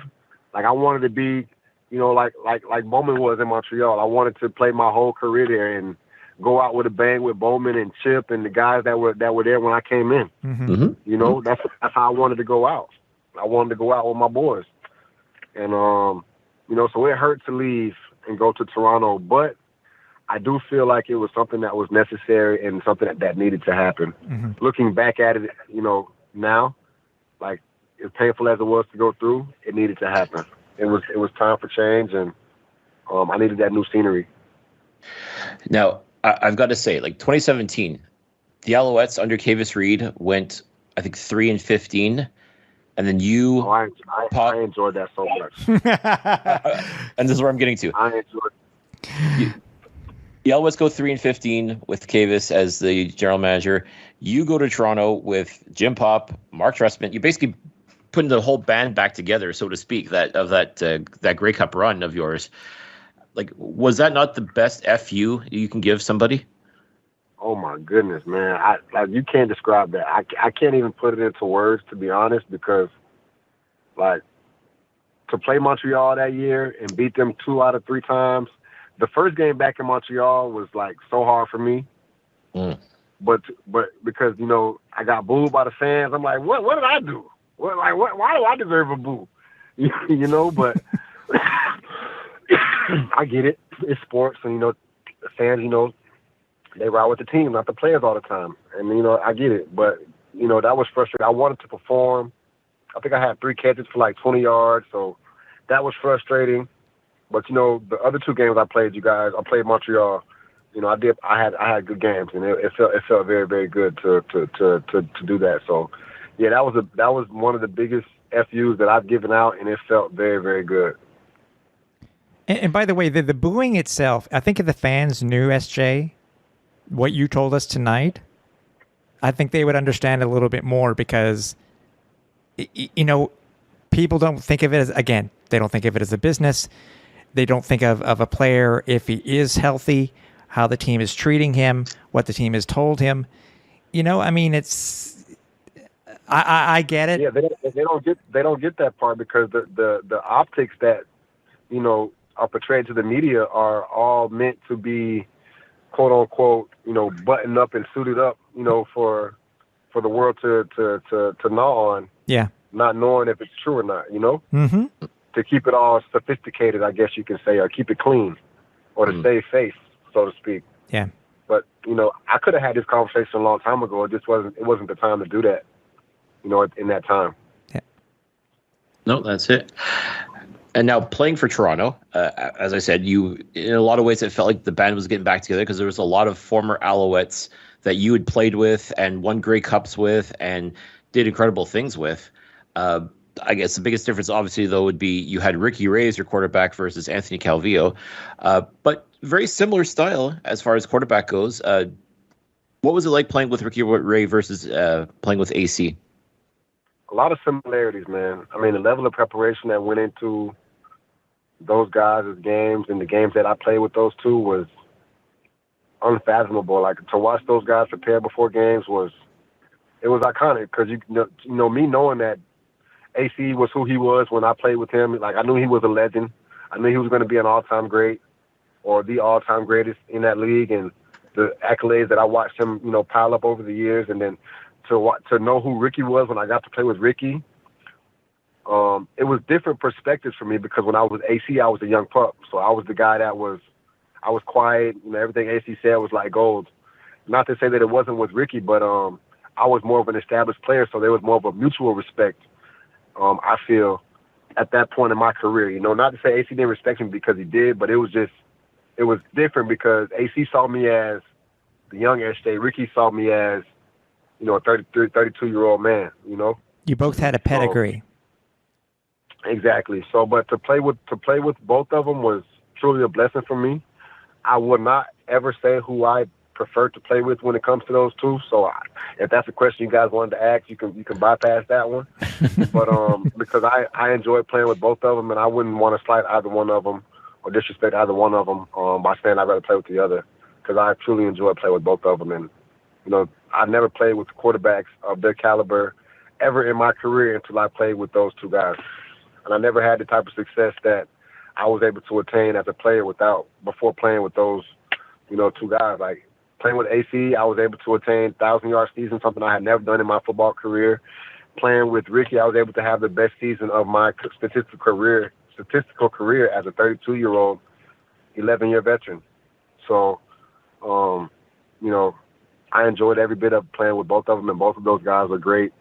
I just feel like I was more relatable to Ricky as a player to player in that time of our career because we were both older and more mature at that point, and we're able to watch each other's body of work progress over time from opposite teams. And the fact that I think both quarterbacks were able to get the most out of you as well. I think, you know, it's one of those things we talk about, iron sharpens iron. And I think those two, you made them great, but they also made you great as well. Yes, absolutely. We pushed each other to be great, and there was a level of accountability that was, you know, kind of unspoken, but there when it came to, you know, the dynamic between, you know, myself and those guys. You know, there was like an unsaid expectation that was just, you know, in place, and we went after that every day. Mm-hmm. Hey, tell us about the Grey Cup that year, man, because in 2017, I mean, I don't think, as far as I remember, I don't think you'd ever played in snow before, and that game was just absolutely bonkers. I mean, for you guys, how you guys came back, was able to beat, you know, which I would, you know, I think at the time a very highly favored Calgary Stampeders team, but tell us about, you know, I remember I was actually there, SJ, sitting in the press box watching this game, and this game was a sight to see. I can only imagine what it was like on the field. It was a beautiful place to visit. I mean, not visit, but a beautiful place to experience, like, visually. Mm-hmm. Like, to see this, like, to go in and to come out in warm-ups and it's, like, cold, but There's no snow to be seen, and then you come out after you go in for warm-ups and you come out and everything is white. It's like, whoa. Where did all that come from? I've never seen this in my life on a football field. I felt like a kid on the playground. So, that was a new experience for me. But the game, it was up and down. The fourth quarter came and it was looking like they were about to go up and score and put the game kind of out of reach with a little bit of time left. And we get that fumble and Cassius Vaughn rumbles for 100 and some yards, fumble recovery for a touchdown. And then, man, we get the ball with an opportunity to go back down and kick a field goal for the lead. And I was able to catch a ball to, kind of keep that drive going for a first down and get us a little bit closer. So that was an experience too, because that year winning that Grey Cup was a different perspective for me too. Because the years that I won in Montreal, I was again the younger player. But in Toronto, I was the number one guy. But we had DeVere Posey and Armani Edwards and Jeff Fuller and those guys, and it just felt for me I was able to teach more and give back more to the guys that were up under me. And when I say up under me, I mean age-wise. Guys that were kind of diving into their professional career at the next level, who had maybe done some good things at the college level, but were kind of finding themselves as pros. That was rewarding for me because I was able to help those guys grow and be better for themselves and their families too. And a lot of the guys in Toronto that year, we kind of called ourselves the Redeem Team. Trestman had been fired from Chicago. Jim Pop had been fired. Trestman had been fired from Baltimore. Pop had been fired from Montreal. I had been cut from Montreal. I had been traded from Montreal. DeVere Posey had been cut from the NFL. Marcus Ball had been cut from the NFL. Bear Woods had been cut from or traded from Montreal. Cassius Vaughn had been cut from Hamilton. We had so many guys that were cut, and we put a team together kind of at the last minute. And we were able to win a championship, and guys were able to kind of redeem their careers and get paid again, and get another contract. And so that was big because we were all kind of at a point of our career where we wanted to prove the critics wrong or the analytics wrong, that we weren't washed up, we weren't done, we still have something left. And that was a big moment for all of us. I think if you talk to anybody on that team, which is why it was difficult to keep us together, for 18 and 19, because we had that successful year in 17, and guys wanted to get paid because most guys were playing on structured contracts that weren't really reflective of their value, their true value. Mm-hmm. And so, guys wanted to get paid, and you can't blame them for that. We had a successful year. And so that was the reason why I ended up signing the contract for less than what I had played for the year before. But I was cool because I knew I was still getting paid good money, and other guys needed to get paid too, and I wanted to try to win another Grey Cup. And of course, as you said, it was about redemption. So that I think you just wanted to prove that you were who we expected you to be, and then some. And I guess in a lot of ways that was kind of your redemption right there, was to be able to say, yes, I am still that guy. I am still a winner. I am still a champion. I am still the best receiver in the CFL. That was my mindset, at least. Now, I got to ask, you bring up DeVere Posey, who set the record for having the longest TD reception in the Grey Cup. Do you kind of wish that was you that was able to get that pass from Ricky Ray, or are you just so happy that it was DeVere that it was able to set that mark? You said, was I happy for him? Were you happy for him, or was it a little part of you was like, that should have been me? Not at all, because again, at that time, I had just had that season. I just put up almost 1,500 yards receiving. I think 10 touchdowns, over 100 catches for the first time in my career. So I was complete. With only thing I needed was a championship, and I wanted DeVere and I wanted Armani to get 1,000-yard seasons also, and I knew that by DeVere doing what he did in the Grey Cup, that he was going to set himself up to get paid the money that he wanted to get paid, and he ended up going back to the NFL and go to camp with Baltimore that year, which is what he opted to do. We had a conversation about that too, and I'll leave that for him to talk about. But he had an opportunity to get paid in the CFL, but he wanted to go back to the NFL and try to make a bigger difference in his life, and you can't blame him for that. No, 100% not. Now, after things went the way they did in Toronto, you got your championship, you got your redemption, you made your way to the XFL 2.0. You end up, you technically started with Seattle, but then you end up being reunited yet again with Mark Trestman in Tampa Bay. Tell us, I know it wasn't for very long because of COVID, basically shutting things down, but talk to us about the XFL experience, what it was like for you in that time period. Okay, so I could take you back through that again. So that's kind of when I alluded to the market flipping when Speedy Banks became the MOP in 2019. Mm-hmm. So, again, without going into too much specifics, my contract was worth more than Speedy Banks' contract the year he won MOP. I don't know what happened or what he did exactly, but I'm under the impression that he took a deal, potentially. He signed a contract, but on the paper, it didn't show that. I don't think everything that he got was on paper. Is all I'm gonna say. And again, the market flipped because I feel like he signed a contract that, on paper, that reflected a number that was not indicative of a 1,500-yard, 15-touchdown, most valuable player of the league contract.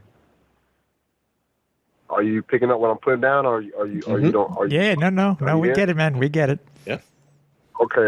Yeah. So again, without saying too much, I just feel like, and that was a moment for me where I feel like maybe I didn't hear from Toronto in regards to an extension. I talked to some other teams in the CFL in the beginning of free agency about, potentially playing with them. But for the money they were offering at that time, I wasn't willing to not go back to Toronto or Montreal. It was either Toronto or Montreal for me. And the money that was being offered nothing from Toronto, and the money that was being thrown at me from Montreal wasn't worth me playing for that amount of money in the CFL anymore. Mm-hmm. That's just how I felt about it. And so Mark Trestman became the XFL head coach in the city that I lived in, which is Tampa. And I got on the phone with Mark Trestman, and we talked. And he's like, "Hey, man, why don't you come down here and do, like an informal internship where you kind of work with the coaches, sit in the meetings, and learn the front office aspect of the game," because I was aspiring to be a general manager at the time, and I still have that dream too. I just, I've been doing other things momentarily to keep me busy, but they're like, "Why don't you come over here and just learn the lay of the land a little bit and kind of wet your feet some?" I'm like, "Okay, cool." I'm in meetings, and then a week goes by, and he's like, "Hey, man, you want to play?" I'm like, "Nah, man, I'm not ready to play, man. I'm just talking. I'm not thinking it's serious." He's like, "Hey, no, I'm serious. You want to play?" I feel like if I can talk to the right people, you can get paid a decent amount of money and, potentially play here in your hometown. And I'm like, huh? You know what? So, my plan was to play in the XFL, make the money that I made from them, which was a good amount of money for the 2 games that I suited for, the 4 weeks that I was with them. I made over 6 figures playing in that little bit of time. So it was well worth the opportunity to go there because I was able to be at home and make good money. But my plan was to double dip and make, my last year in the CFL, a hell of a year, with playing in the XFL and doubling down in the CFL, on the back half, and still make the money that they were going to offer me on top of the money that I was going to make in the CFL. So it made sense to me. Mm-hmm. I'm sorry, in the XFL. So it made sense to me to try to, do both. And week 5 comes. Week 5 or 6 comes in the XFL. And quite honestly, man, I'm not myself. I'm not ready. I'm not healthy. I haven't put in a full off season to play, 7 more games. So I was kind of, doing too much, if you will. I was kind of, I guess, putting too much on my plate, And And were you were distracted, or do you put too much on your plate? I wasn't distracted. It was different for me because I wasn't used to being at home and playing football. Okay. So that was new. Okay. That was a different dynamic, and also like my body just wasn't. At this point, I'm 34. I'm turning 35 in June, and at this point, I always take my off season so serious, and I put the work in and I grind. But I was just in that rebuild phase of building myself back up to play again, to get ready for an off season. Right. And when I signed in the XFL, I had really only had 1 month of off season, and I really hadn't even started working out for real because I was still sore from the CFL season. So when I finally got to the XFL and the COVID week 6 they folded the season, it just kind of like a blessing in disguise for me because there's no way I would have got through that season. Right. No way. I just physically I wasn't good enough. I wasn't my body wasn't working with me. You didn't feel like you could be the SJ Green that we've come to know and expect out of you. Is that what you're saying? No, there's no way I was going to be able to do that in that XFL season at that time.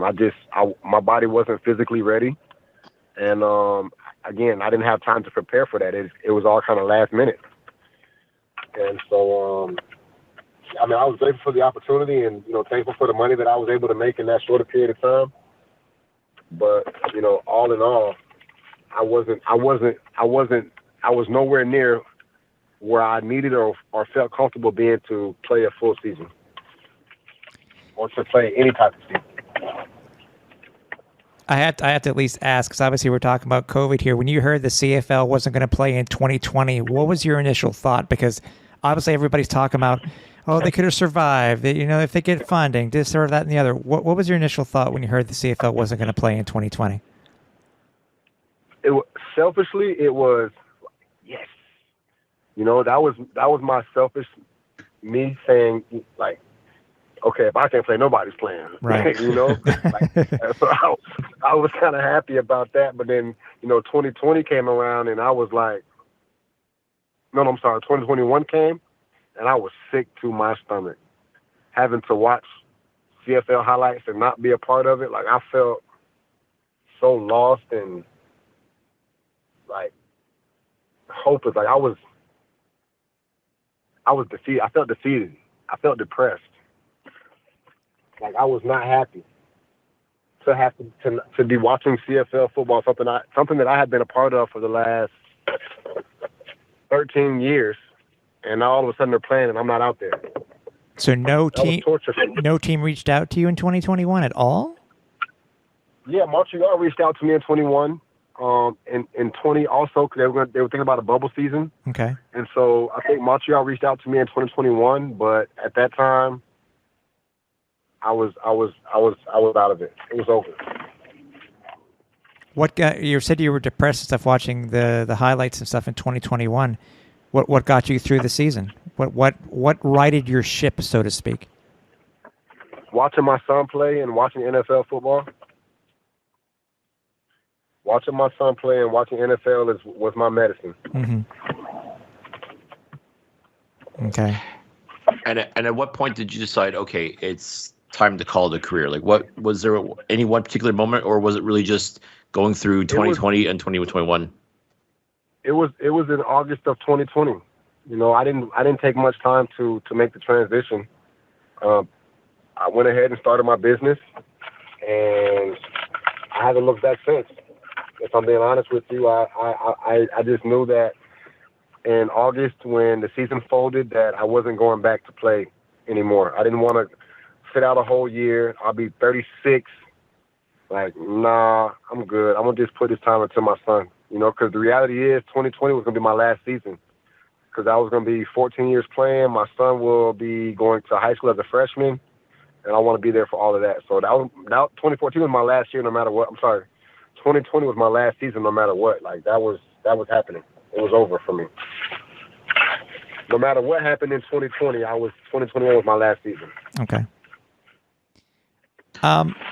how did the whole 1-day contract come about for the Alouettes? Because I'm sure just like Cliff and myself, fans were just absolutely ecstatic to hear that you were going to be signing that 1-day contract to retire as a member of the Montreal Alouettes. Because, as you said earlier in the interview, you'd hope to stay the entire career and to retire as an Owl. This way, with this 1-day contract, you were going to retire as a Montreal Alouette. How did that whole process come about? Well, Eric Delorier works in the front office, and we're good friends. I would always come up to stay at Eric's house in the preseason after we broke camp till I found my apartment. He'd always let me crash on his couch, and so Eric, I always kept in touch with him, and Luc Bourdeur-Jourdain. I always kept in touch with LBJ too, and they were both on the staff, and I kind of talked to both of them about just I want to retire as an Alouette just to kind of close this chapter in my life so I can officially move on, because for the time from 2019 to 2022 approximately, it was hard for me to get over not being on a football field. Like I struggled mentally because I didn't know anything else. That's all I knew was preparing for football for 6 months and playing for 6 months. Mm-hmm. Off season for 6 months, play for 6 months, and I got so used to that routine over the course of 13 years that when I wasn't doing that anymore, I felt I was lost. Okay. I was lost. Well, obviously, I got to see you when you came out. When you came for the team gave you your day. Obviously, it was great meeting you again because it had been years since I think I met you met you years before on the field, and being able to reconnect with you again, it was just so fun, SJ, because obviously with being around the Alouettes as long as I have, you are a Montreal Alouette to me and to many other fans, and we're just grateful, dude, that you were able to sign that 1-day contract to end your career as an Alouette, and hopefully sometime soon enter the CFL Hall of Fame as a Montreal Alouette.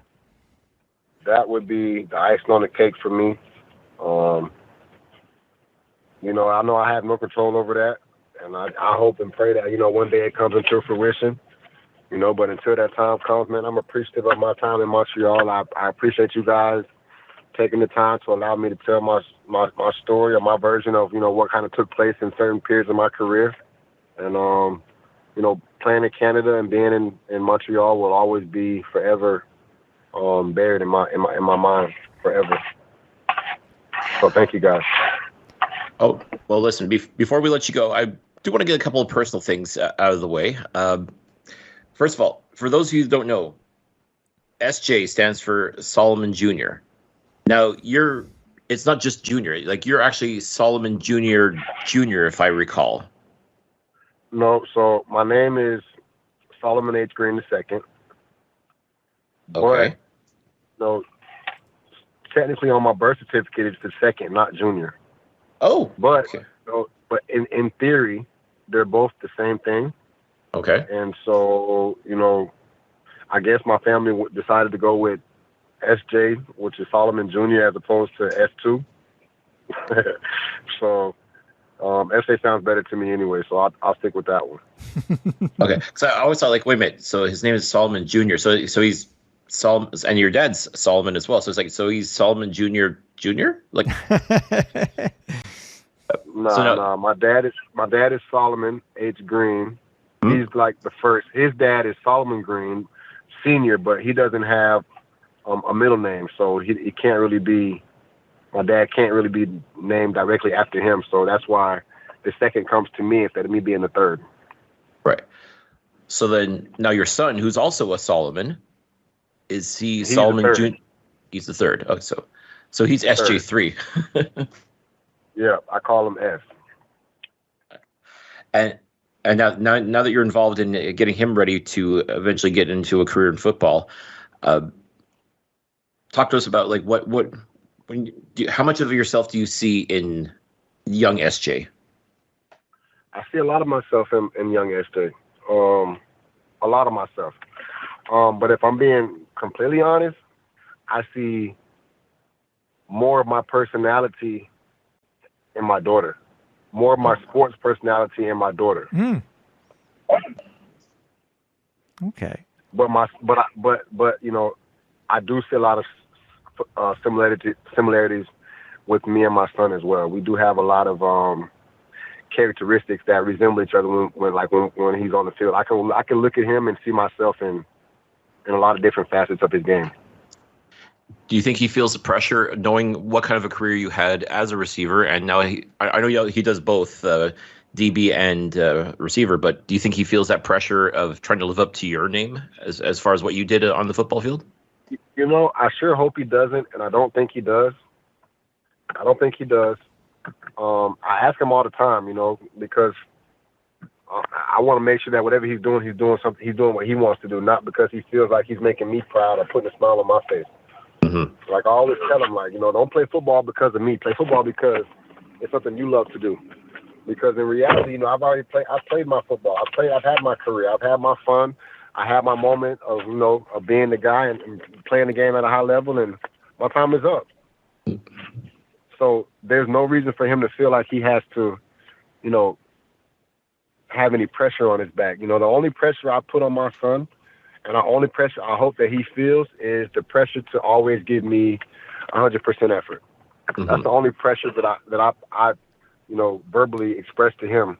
Like the pressure to perform, you should never feel. Don't feel pressure to perform to put a smile on my face, because I'm not gonna be happy if you perform but you gave me half-ass effort. Excuse my language.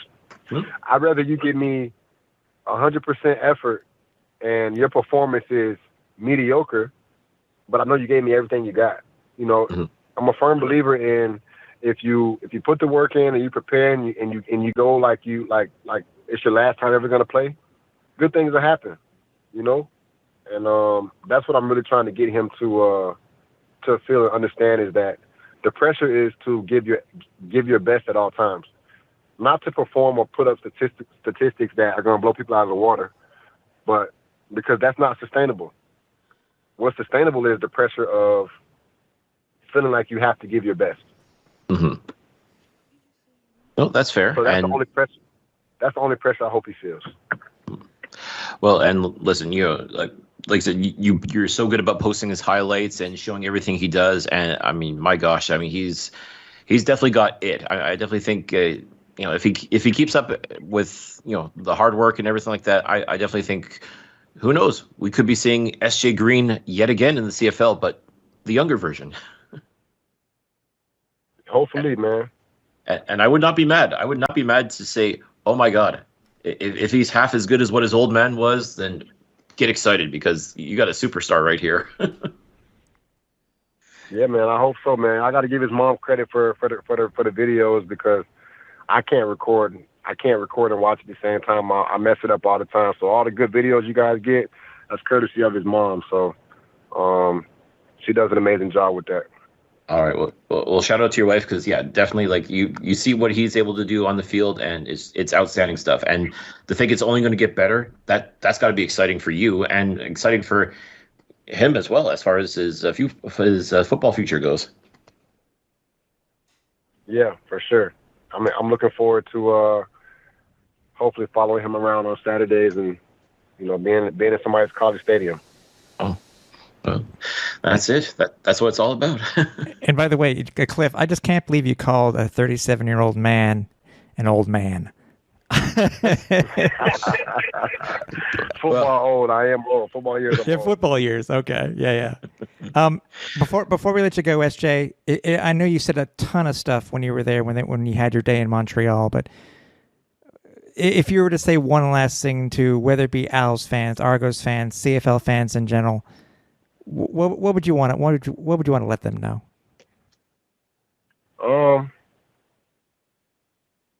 Man, I could say so many different things, but I'll try to keep it short and sweet. I mean, just, you know, I'm just appreciative of the opportunity that I was blessed with to come to Canada and provide a living for my family.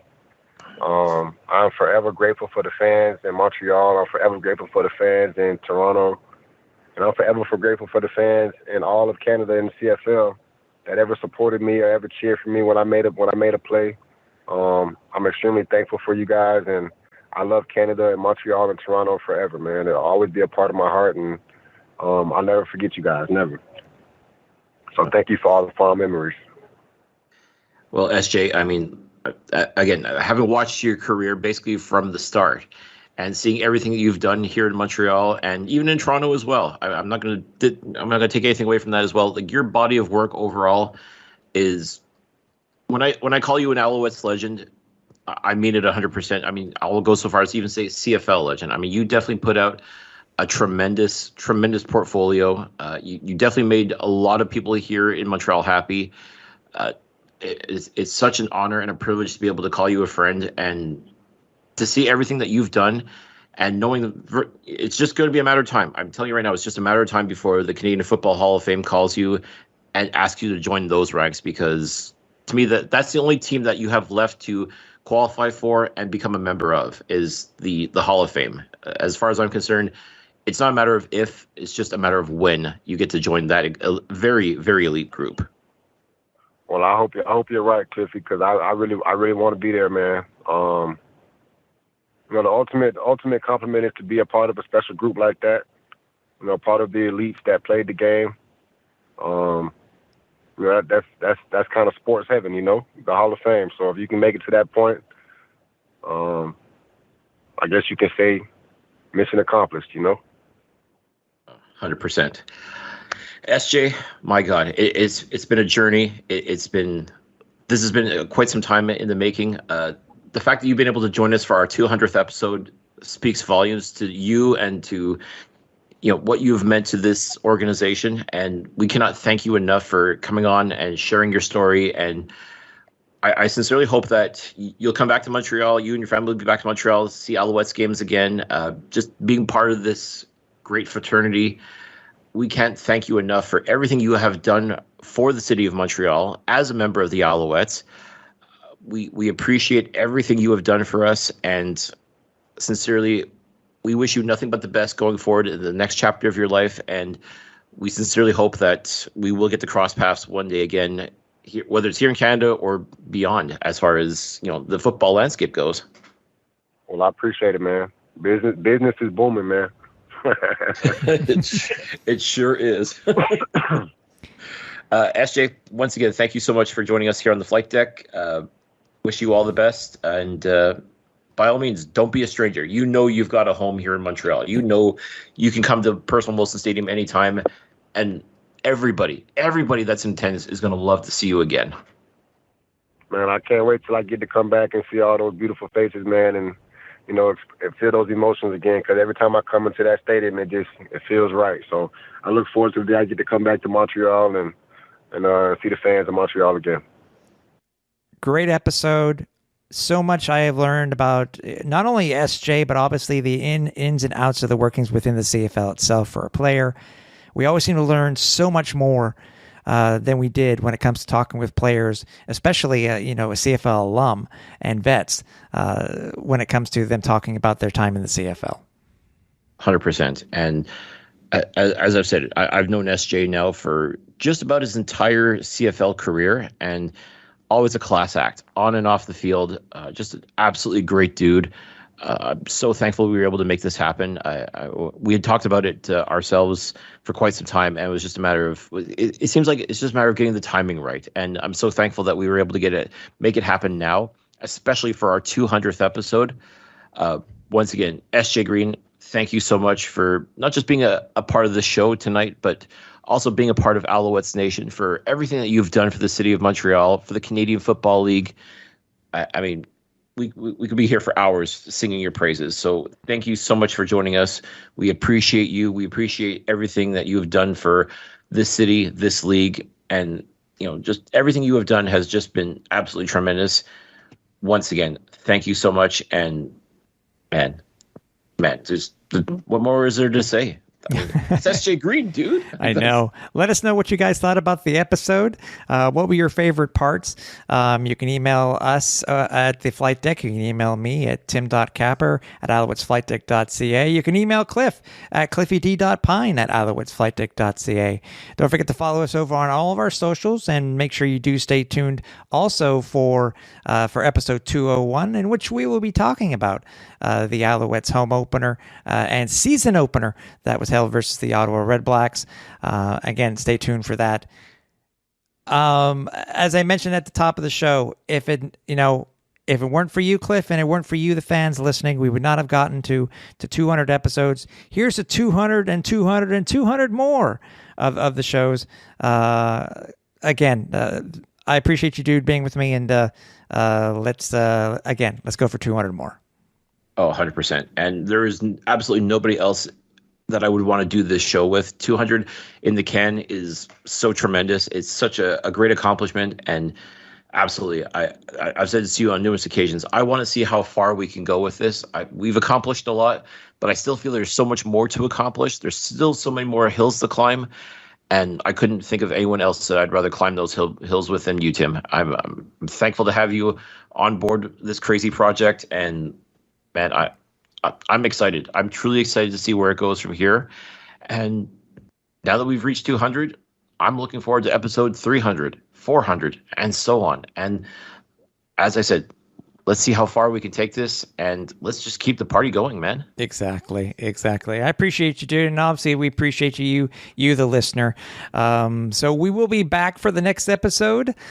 Stay tuned for episode 201 and beyond. So for everybody here at the Alouettes Flight Deck, for Cliffy D, I'm Tim Capper. We're on Final Approach.